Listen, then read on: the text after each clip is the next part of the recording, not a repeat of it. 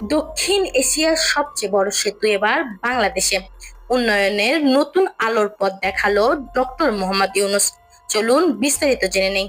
আসসালামু আলাইকুম। বাংলাদেশ এশিয়া মহাদেশের ছোট একটি মুসলিম রাষ্ট্র। বর্তমানে এদেশকে নিয়ে নানা সমালোচনার ঝড় বয়ে চলেছে। তার মধ্যে সামনে এলো গুরুত্বপূর্ণ তথ্য। এবার বাংলাদেশে নির্মিত হতে যাচ্ছে পদ্মা সেতুর চেয়ে ১.৫ গুণ লম্বা ভোলা বরিশাল সেতু। ১০ কিলোমিটার এই সেতুর নির্মাণ ব্যয় হবে পদ্মা সেতুর চেয়ে কম, বলতে গেলে প্রায় অর্ধেক। সম্প্রতি প্রধান উপদেষ্টার বিশেষ সহকারী এ ঘোষণা প্রকাশ করেন। তিনি আরো বলেন, আগামী জানুয়ারি মাস থেকেই এই সেতুর কাজ শুরু করবেন তারা। এই সেতুর বাস্তবায়ন ব্যয় হবে ১৭,০০০ কোটি টাকা, যা পদ্মা সেতুর তুলনায় অর্ধেক।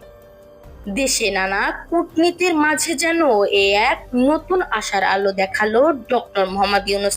দেশের বিভিন্ন রাজনৈতিক দল এত বছরেও যা করতে পারেনি তা যেন এক বছরেই করে দেখালেন তিনি।